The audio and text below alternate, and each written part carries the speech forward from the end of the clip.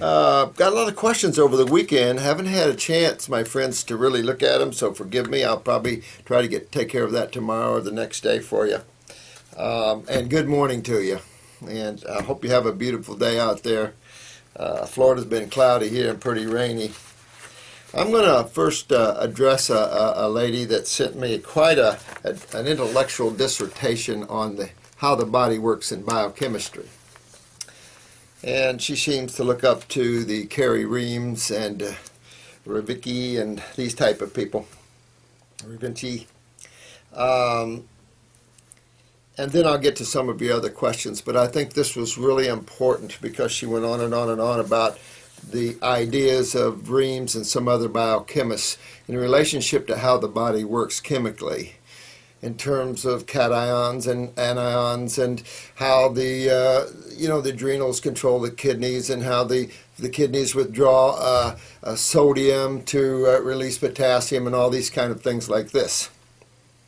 Some of this, and I do respect, sweetheart. Thank you for sending me this. I'll just call you Cindy, and I appreciate this. You have made reference that these are great healers. I'll have to tell you, no offense, but Carrie Reams wasn't a great healer. And Vinci and some of these other people, these are biochemists. Okay, guys, very familiar with Carrie Reams. Did Carrie Reams for the first couple of years, combined with blood and hair. Reams's urine and saliva. Analysis and things. This intellectual jargon here gets you nowhere. To be honest with you, we all disagree in chemistry and how the body works. Some of the things you'd commented here, like calcium is pulled out of a matrix in an alkaline solution. This isn't true. It's quite the opposite.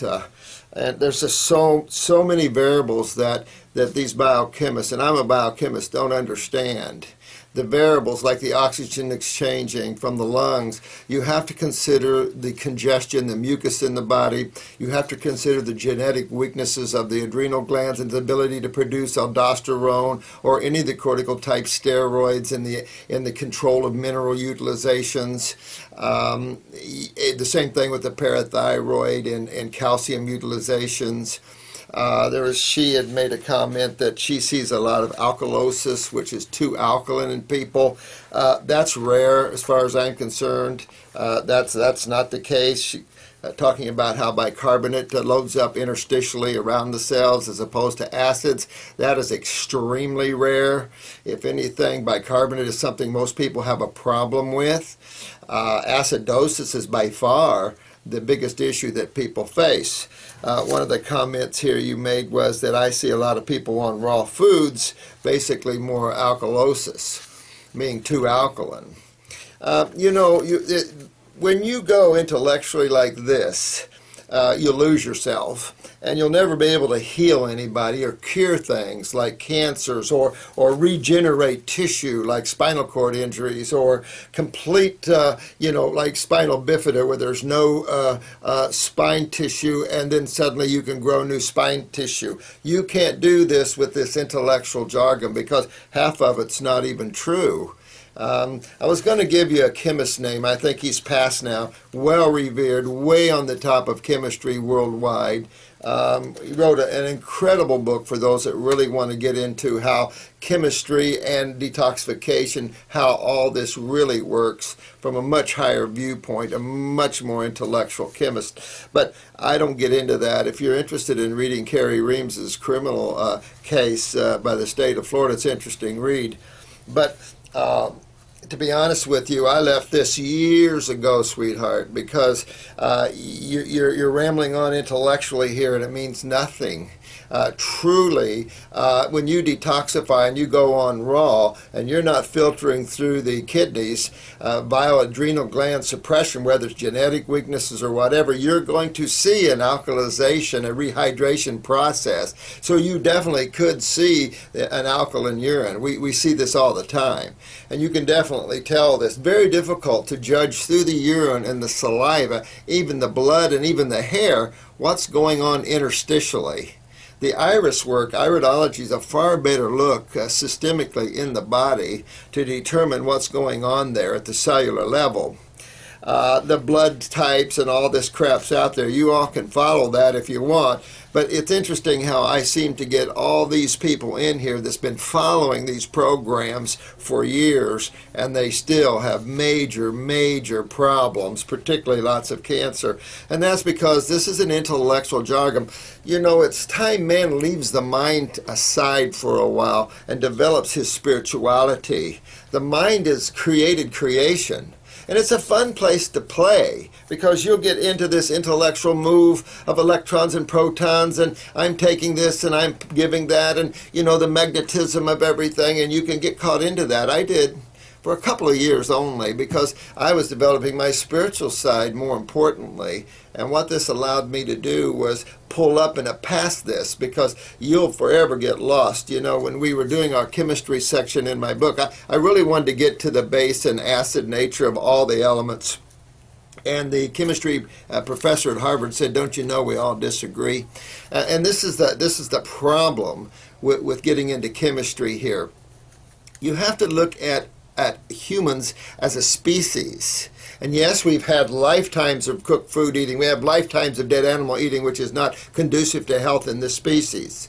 That doesn't mean you have to follow that because your body seems to like that. Your body doesn't seem to like that. It tastes good and people feel better when they have neurotransmitters supplied to them by the meat. Of course, they have weak adrenal glands and they don't produce enough neurotransmitters, so when they quit eating meat, they feel more fatigued, the nervous system shuts down on them. Of course, you're going to go through some real tough withdrawals, some people. But as a species, you never see what you're saying here in any other species. And as far as blood types or any other types, we're a species. And I have never failed in 40 years to regenerate too much. I've never failed, if you're willing to take a ride, to take you to the top of the mountain where your energy is so intense you can't stand it, where you can start merging with the oneness of all life. I can take you into some deep levels of tissue regeneration that you'll never get worrying about someone's chemistry, and you'll lose your spirituality if you get too intellectual, because you can't use the mind and be at the same time.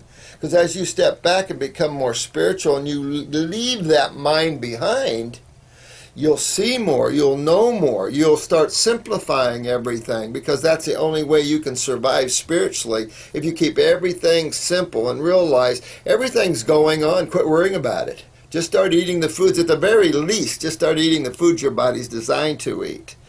And I really needed to talk to you about this, and all of you about this, the biochemical individuality of people. No, the genetic individuality of people, the species as a whole, and what we are physiological as a whole, not individuality. That is true, we're individuals in consciousness, but as a physical form, we're actually universal. And actually in consciousness, we're universal. You know, you end up in spirituality understanding we're all one, and then you start to drop that and realize it's just all God. So, no offense, sweetheart, but if you'll get rid of this Reams guy and all this stuff, I'm very familiar with Kerry, although I did think that the 60-minute special they did on him, it made me think much less of 60 Minutes, where a bunch of guys peed in a jar and Kerry analyzed it, and of course they laughed at that. Well, you're going to find a chemical homeostasis of all chemistry, so that was no big deal. That was stupid of 60 Minutes, a little jokesy. And then they took his chemical and mathematical equations to a medical doctor. Well, of course, and here was some big old fat medical doctor. Well, there's big old fat naturopaths too, so not really aiming that at him. But this big old fat medical doctor looked at his chemical equations, and they asked him, "What does that chemical equation mean to you?" Well, of course it didn't mean anything to him. This was Kerry Reams' life work.